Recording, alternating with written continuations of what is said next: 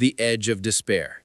The observation deck of Station Harmony stretched out like a glass cathedral suspended in the void, and Kira stood at its edge with her violet hand hovering over the airlock release. The silence around her was deafening, broken only by the soft hum of life support systems that seemed to mock her with their persistent rhythm of survival. She'd spent 8 cycles developing the emotional resonance technology, pouring her heart and mind into creating something that could bridge the communication gap between species across the galaxy. The purple glow of her skin had dimmed to almost gray, a physical manifestation of her despair as she stared at the swirling nebula beyond the transparent barrier. "That's a hell of a view," a deep voice said from behind her, startling Kira so badly she nearly triggered the airlock. She whirled around to find a human male leaning against the doorframe, his muscular build evident even through his engineering coveralls.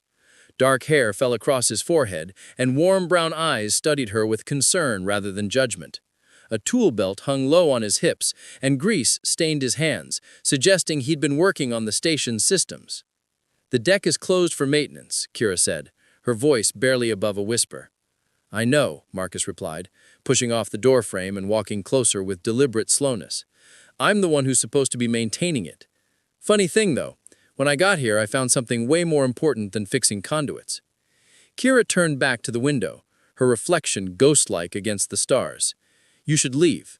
This doesn't concern you." "Maybe not," Marcus agreed, coming to stand beside her but maintaining a respectful distance. "But I've got a policy about ignoring people who look like they're about to make a permanent decision based on temporary problems." A bitter laugh escaped her throat. "Temporary? You have no idea what I've lost." "Then tell me," he said simply.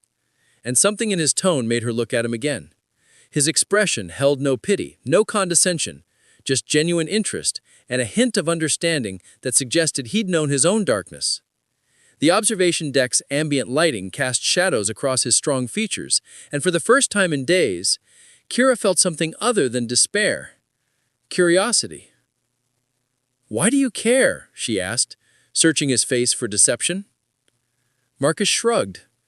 "Because 8 months ago, I was standing in a similar spot on Earth, staring at the Pacific Ocean and thinking the water looked inviting.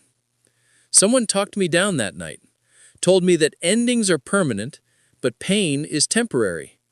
Figured I'd pay it forward." The honesty in his admission caught her off guard. Humans were supposed to be brash and overconfident, not vulnerable and self-aware. "What stopped you?" "A very persistent therapist and the realization that I'd be really pissed if I missed out on seeing what came next." He smiled slightly. "Turns out, what came next was a job offer light years from home and a chance to start over. Best decision I never made." Kira found herself stepping away from the airlock, drawn by his casual demeanor and unexpected depth. "I'm Kira," she heard herself say. "Marcus Hayes." He extended his hand in the human greeting, and after a moment of hesitation, she placed her violet fingers in his. His grip was warm and steady, his calloused palm rough against her smooth skin. The contact sent an unexpected tingle through her, a reminder that she was still alive and capable of feeling something other than grief. "So, Kira," Marcus said, not releasing her hand immediately, "how about you come down from this deck and let me buy you something terrible from the station's cafe? We can talk about whatever brought you here. And if, by the end, you still want to use that airlock, I promise I won't stop you. But at least you'll have had one last decent conversation." She should refuse, should tell him to mind his own business. Instead, she found herself nodding. "The cafe here serves synthetic coffee that tastes like motor oil."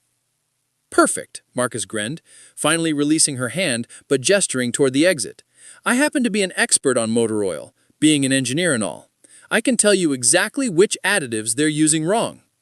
Despite everything, Kira felt the corners of her mouth twitch upward. "You're insane." "Probably," he agreed, cheerfully. "But I'm also currently the only thing standing between you and a very cold, very permanent swim through space. So, maybe humor the crazy human for a bit." As they walked toward the exit, Kira cast one last glance at the airlock. The button glowed softly in the dim light, patient and waiting. But for the first time since discovering Dr. Voss's betrayal, she felt something other than the pull of oblivion. She felt curious about what this strange human might say next, and that tiny spark of curiosity was enough to keep her feet moving forward, away from the edge and towards whatever conversation awaited her in the fluorescent reality of Station Harmony's cafe. An unexpected alliance. The cafe occupied a cramped corner of Station Harmony's residential sector, its mismatched furniture and flickering neon signs giving it a charm that the sterile corridors elsewhere lacked. Marcus guided Kira to a booth in the back corner, away from the handful of night shift workers nursing their own cups of questionable beverages. Two synthetics, black, Marcus told the automated dispenser, then reconsidered. Actually, make one of those with that purple sweetener stuff, the Xandarian kind. Kira raised an eyebrow as he slid the modified cup toward her. How did you know? Lucky guess, he said with a slight smile. Purple skin, purple sweetener. Seemed like decent odds. She took a sip and was surprised to find it almost palatable. The warmth spread through her chest as she wrapped both hands around the cup. Marcus watched her with patient eyes, not pushing, just waiting. His name is Dr. Voss, Kira began, the words spilling out before she could stop them. He was my research partner for 3 cycles. We were developing emotional resonance technology, a way for different species to truly understand each other's feelings despite biological differences. Marcus leaned forward, his attention completely focused on her. That sounds incredible. It was, she continued, her voice gaining strength. Imagine a universe where miscommunication between species becomes impossible, where a human could feel what a Xandarian feels, where a Zentari could understand Terran emotional context. No more wars started because of misunderstanding. No more treaties broken because of cultural confusion. But Voss had other ideas, Marcus guessed, his jaw tightening. Kira's violet skin flushed darker with anger. 2 days ago, I discovered he'd copied all our research, locked me out of the laboratory systems, and filed patents under his name alone. Worse than that, I've found encrypted files suggesting he's been in contact with the Dominion military. The Dominion, Marcus repeated, his expression darkening. They're not exactly known for their peaceful applications of technology. Exactly, Kara set down her cup with more force than intended. My technology, my dream of bringing species together. He's going to turn it into a weapon, a way to manipulate emotions, to control populations, to wage psychological warfare on a galactic scale. The silence stretched between them as Marcus processed this information. His fingers drummed against the table in a thoughtful rhythm. Then his eyes met hers with surprising intensity. Tomorrow's the Coalition Summit, right? He said slowly. That's when he's planning to present. Kira nodded miserably. At noon station time, the entire scientific community will be watching. By evening, he'll have funding, recognition, and legal protection for technology that should never exist in its weaponized form. Then we stop him. He said it so simply, as if exposing a thief and preventing galactic catastrophe was no more complicated than fixing a broken conduit. We? Kira laughed without humor. Marcus, you're an engineer. I'm a disgraced scientist who can't even access my own research anymore. What exactly are we supposed to do? He pulled out his identification badge and slid it across the table. Kira picked it up and her eyes widened as she read the clearance level. You're not just an engineer, she breathed. Security engineering specialist Marcus Hayes, he confirmed. I maintain the station's systems, which means I know every access point, every security protocol, and every blind spot in this place. I've been investigating data theft on Harmony for the past 2 months. Guess I just found my primary suspect. Hope, dangerous and fragile, flickered in Kira's chest. Even if we could get into his laboratory, the data is encrypted with his biometric signature. We'd need his DNA, his retinal scan, his vocal pattern. Or we'd need the original creator's credentials, Marcus countered. Voss may have locked you out of the current systems, but did he change the root architecture? Kira's mind raced. The base code, I wrote it myself before we became partners. If the foundation is still there, then you'd have a back door, Marcus finished, his grin turning predatory. All we need is physical access to a terminal in his lab and about 30 minutes of uninterrupted time. The laboratory is in the restricted research sector, Kira protested, though her voice held less conviction now. Level 5 security, armed guards, biometric scanners at every checkpoint. Marcus's smile widened. Kira, I literally installed those scanners. And tomorrow night there's a station-wide celebration scheduled for the summit's opening ceremony. Half the security staff will be attending. The other half will be watching on monitors because they're required to. Nobody pays attention during mandatory fun. She stared at him, this human she'd met less than an hour ago, who was proposing they commit what amounted to corporate espionage. Why are you doing this? You don't even know me!" His expression softened, and he reached across the table, his hand covering hers. "Because an hour ago you were ready to give up, and now you're sitting here planning a heist with a stranger. That's the person worth knowing." Besides, his thumb traced gentle circles on her skin, sending unexpected shivers through her. She'd never experienced this kind of immediate connection with anyone, certainly not across species lines. "This is insane," she whispered, but she didn't pull her hand away. "Completely," Marcus agreed, "but here's what I know. You created something beautiful, and someone tried to destroy you for it. I've got the skills to get us in, you've got the knowledge to take back what's yours, and we've got approximately 18 hours to pull this off before Voss ruins everything." Kira took a deep breath, feeling truly alive for the first time in days. "If we're caught, we'll both be arrested." "Then we better not get caught," Marcus squeezed her hand gently. "What do you say, Doc? Ready to crash a party and save the galaxy?" Looking into his warm brown eyes, seeing the absolute confidence and surprising tenderness there, Kira made her decision. "Let's do it." The heist. The celebration for the Coalition Summit's opening ceremony was in full swing by the time Marcus and Kira made their way through Station Harmony's central plaza. Colored lights pulsed in rhythm with multi-species music, while delegates from across the galaxy mingled in their formal attire. Marcus wore his dress uniform, which somehow made his broad shoulders look even more impressive, while Kira had chosen a flowing silver gown that complemented her purple skin. "Remember," Marcus murmured as they passed the first security checkpoint, his hand resting possessively on the small of her back, "we're just two people enjoying the festivities who happened to wander toward the research sector for some privacy." The guard barely glanced at Marcus's credentials before waving them through with a knowing smirk. Kira felt her face flush darker but played along, leaning into Marcus as they walked. His warmth against her side felt surprisingly natural despite their different biology. The research sector grew quieter as they moved away from the celebration. Marcus pulled out a small device and held it near each security scanner they passed. "Looping the feed," he explained quietly. "We've got a 10-minute window before the system realizes it's seeing the same empty hallway over and over." They reached Dr. Voss's laboratory, and Marcus made quick work of the door lock. The room beyond was dark, except for the glow of multiple computer terminals. Kira's heart pounded as she approached her own research station, the one she'd been locked out of for days. "Can you do it?" Marcus asked, positioning himself by the door to watch for patrols. Kira's fingers flew over the holographic interface, diving deep into the system architecture. There, the foundation code. He didn't change it because he probably doesn't even understand how it works. Lines of data cascaded across the screen as she bypassed Voss's security measures. Within it, she had access to everything: her original research notes, the modified, weaponized versions Voss had created, and, most damningly, communication logs with Dominion military contacts. "Got it," she breathed, downloading everything to an encrypted drive. "This proves he stole the technology and modified it for military applications. The Coalition Council will have to act on this." "Company," Marcus hissed suddenly. Footsteps echoed in the corridor outside, approaching fast. Kira frantically tried to close her connection without leaving traces, but the download wasn't complete. "I need 30 more seconds." "We don't have 30 seconds. Marcus grabbed her hand and pulled her away from the terminal, looking around desperately for options. The footsteps grew louder, accompanied by voices. Security patrol making an unscheduled round. Marcus made a split-second decision and pulled Kira into a supply closet adjacent to the lab. The space was impossibly small, forcing them to press against each other in the darkness. Kira's back hit the wall as Marcus crowded close, his body shielding hers as the door slid shut. They could hear the security team entering the laboratory, their scanners sweeping the room. "Thermal signatures?" one guard said. "Two people were just here." Marcus's hand came up to cup Kira's face, his thumb brushing her lips in a gesture that looked intimate, but was actually covering her mouth to muffle any sound. Their faces were inches apart in the darkness, his breath warm against her skin. She could feel his heart pounding through his chest where it pressed against hers. The proximity was overwhelming. Every point of contact between their bodies seemed to burn with electricity. Kira's hands had instinctively gripped his uniform jacket, and she could feel the solid muscle beneath the fabric. His scent filled her senses, something uniquely human and masculine that made her head spin.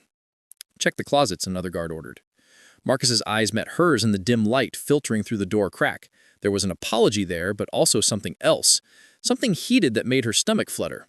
When the closet door began to slide open, he did the only thing that might explain their presence. He kissed her. His lips captured hers in a kiss that started as performance but quickly became something more. Kira gasped against his mouth, and he took advantage, deepening the kiss with a hunger that seemed to surprise them both. Her fingers tangled in his hair, while his hands slid to her waist, pulling her impossibly closer. Oh, the guard's voice held embarrassment and amusement. Sorry to interrupt. You two need to find somewhere else for your, celebration. This sector is restricted. Marcus broke the kiss reluctantly, both of them breathing hard. Right. Sorry, officer. Got a bit overcarried away. The guard was already backing away, clearly uncomfortable with interrupting what appeared to be a passionate moment between species. Just take it back to the residential sector, okay? As soon as they were alone again, Marcus and Kira remained frozen, still pressed together in the small space. The kiss had changed something between them, made real the tension that had been building since they met. Kira, she started, her voice shaky. That was necessary, Marcus finished, but his hands hadn't left her waist. Yes, she agreed, though her fingers were still in his hair, very necessary. Kira, he said softly, his forehead resting against hers, I should apologize, but I'd be lying if I said I was sorry. Before she could respond, a soft chime from the laboratory caught their attention. The download had completed. They needed to move. Reluctantly, they separated, both adjusting their clothing and trying to regain composure. Marcus checked the corridor, while Kira retrieved the encrypted drive. Her hands were trembling, and not just from the adrenaline of nearly being caught. They made their way back through the station, maintaining their cover as a couple seeking privacy, but now the touches felt different, charged with possibility. When Marcus's hand found hers in a quiet corridor, she laced their fingers together naturally. We did it, she said, as they finally reached the safety of Marcus's quarters in the engineering section. Phase 1, he agreed, setting up a secure connection to review the stolen data. Tonight, we make sure this evidence is bulletproof. They worked side by side for hours, building an irrefutable case against Dr. Voss, but Kira found herself constantly aware of Marcus's presence beside her, the way his shoulder brushed hers, how his voice dropped lower when he leaned close to point something out on the screen. It's nearly dawn, Marcus finally said, saving our work. The summit presentations start in 6 hours. Kira should leave, return to her own quarters and prepare. Instead, she found herself turning to face him. Marcus, about what happened in the closet.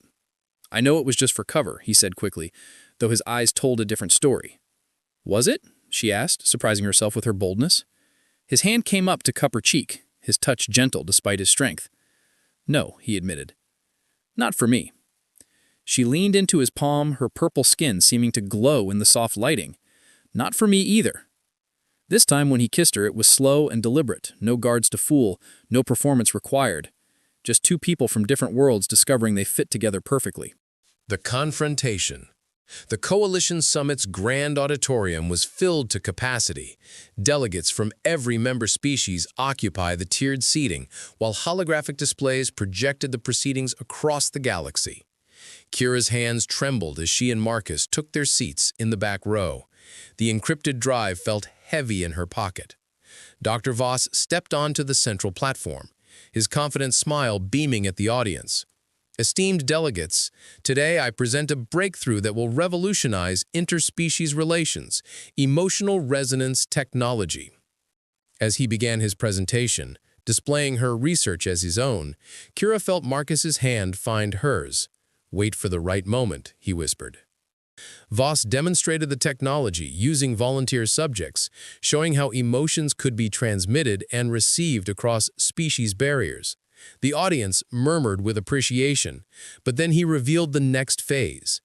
This technology also allows for emotional manipulation, Voss continued.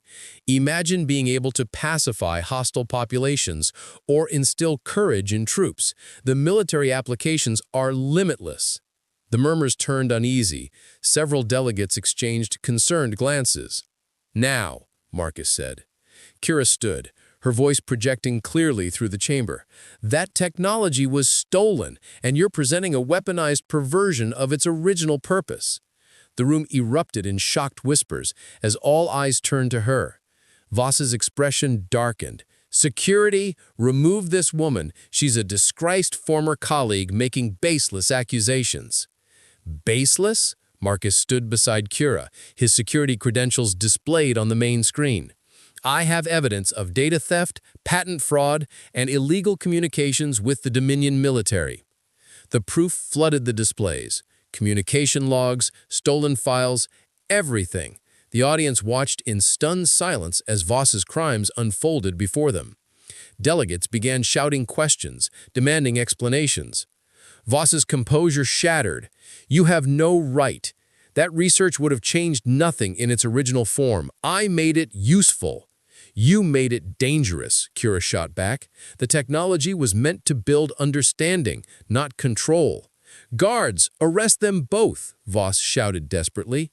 But the coalition security was already moving toward the platform, toward Voss himself. When he realized what was happening, something snapped. He lunged toward Kira with shocking violence. Marcus moved faster, putting himself between them and catching Voss's arm. The two men struggled briefly before station security subdued the disgraced scientist. Voss was dragged away, still shouting threats, while the council president called for order. "Dr. Kira," the president's voice rang out, "please approach the platform." On shaking legs, Kira walked down the aisle with Marcus beside her.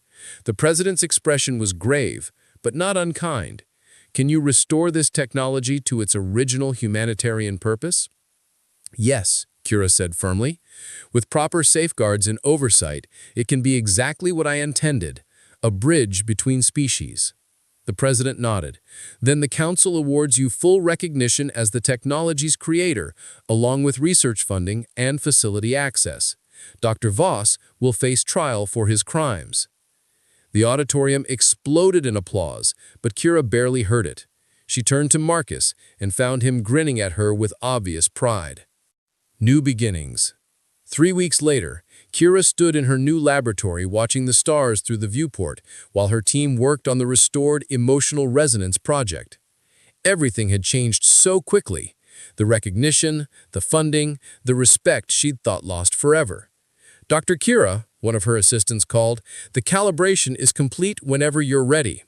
She smiled. "Thank you. Let's break for today. We'll run the first ethical tests tomorrow."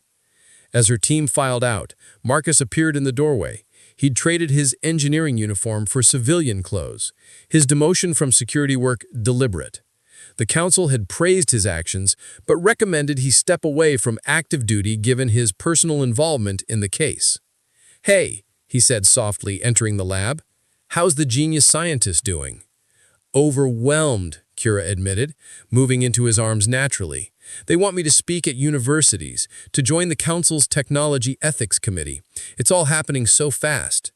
Marcus held her close, his chin resting on top of her head. "You deserve every bit of it." She looked up at him, her purple skin glowing softly in the starlight. "I couldn't have done any of this without you.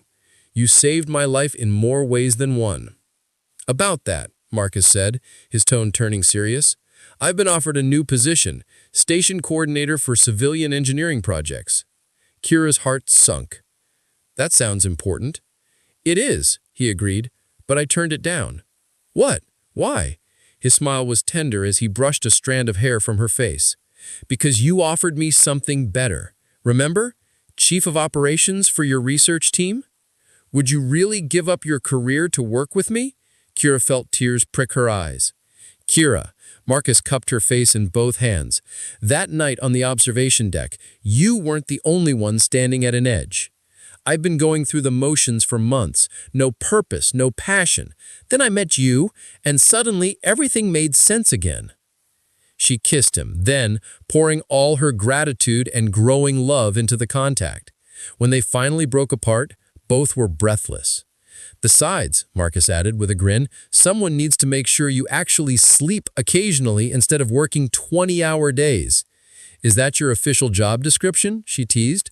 "Among other duties," his voice dropped lower as he pulled her closer, "making coffee, providing emotional support, reminding the brilliant doctor that she's also beautiful and deserving of breaks."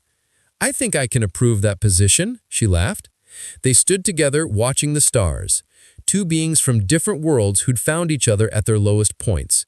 The emotional resonance technology would change the galaxy, but for Kira, the greatest discovery was that connection didn't require technology at all. "What are you thinking?" Marcus asked. "That I almost missed all of this," she said quietly, "if you hadn't found me that night." "But I did," he said firmly, "and now we get to see what comes next. Together." Kira leaned into his embrace, feeling his heartbeat steady against her back. The universe stretched infinite before them, full of possibilities they'd face as partners. She'd come so close to ending her story. Instead, she'd found a new beginning. Together, she agreed, lacing her fingers through his. And as Station Harmony continued its eternal orbit, two hearts that shouldn't have fit found perfect rhythm. Proof that sometimes the best discoveries happen when you're brave enough to step back from the edge and reach for something better.